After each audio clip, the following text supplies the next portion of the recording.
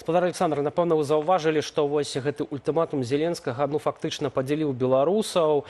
Прынамсі ў замежжы, у сацыяльных сетках гэта было заўважна на два лагеры, якія трымаліся свае пазіцыі вельмі так моцна. Адныя даказвалі, што Украіна мае поўнае права наносіць удары па тэрыторыі Беларусі па нафтаперапрацоўчым заводам, бо Беларусь суагрэсарка, Лукашенка з'яўляецца марыянеткай Пуціна. Іншыя указваюць на тое, што тут все не так адназначна, і больш за тое, што гэта будзе расцэньвацца як агрэсія супраць суверэннай дзяржавы, супраць Рэспублікі Беларусь. Чаму ўвогуле гэта пытанне настолькі востра сапраўды паставіла гэты рубеж паміж рознымі пунктамі гледжання адносна гэтага ультыматуму Владзіміра Зеленскага Александру Лукашэнку?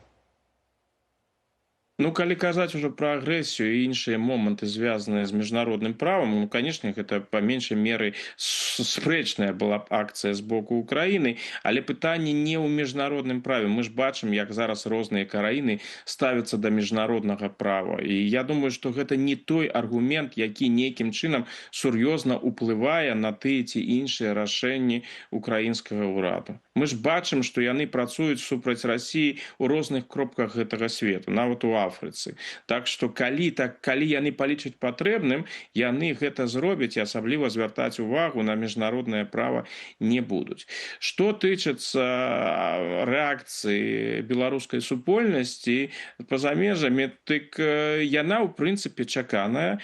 І тое, што яна абвостраная, звязаная з тым, што вось зараз на гэтым тыдні абмяркоўваліся пытанні вайны ў адносінах да Беларусі не на тэарэтычным узроўні. Усё, што мы бачылі там з 22-го году, што можа зрабіць полк Каліноўскага, што, напрыклад, пачне адбывацца ў Беларусі, калі беларускія войскі будуць задзейнічаны ў вайне, іншае. Гэта былі ўсё такія тэарэтычныя дыскусіі, дзе было зразумела, пакуль гэты сцэнарый, верагоднасць яго, яны не асабліва верагодныя. Зараз гэта была ўжо абсалютна рэальная гісторыя, і перспектыва таго, што вайна можа перакінуцца на тэрыторыю Беларусі, яна была ўжо вось перад вачыма. І тое, што ў такі момант разгарнулася гэтая дыскусія паміж тымі, хто хоча зрабіць лічыць патрэбным зрабіць усё, каб вайна на тэрыторыю Беларусі не перакінулася, калі галоўная мэта, каб не было вайны на тэрыторыі Беларусі.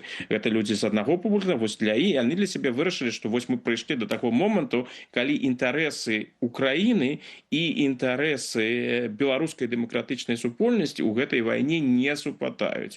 З другога боку, тыя людзі, якія аргументавалі, што Украіна цалкам мае рацыю гэта зрабіць, яны больш сябе атаясамляюць з украінскімі інтарэсамі. Вось нават тая аргументацыя, якую вы прыводзілі ў сюжэце.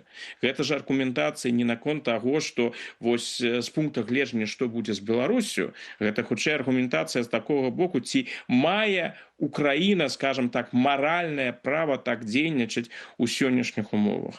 Што тычыцца ўсіх гэтых розных пытанняў, ці можа, напрыклад, перанос вайны на тэрыторыю Беларусі прывесці да дэмакратычных зменаў, да нейкіх сур'ёзных станоўчых зменаў у Беларусі, то я магу сказаць, што я прыватнасці стаўлюся да гэтага вельмі, вельмі скептычна.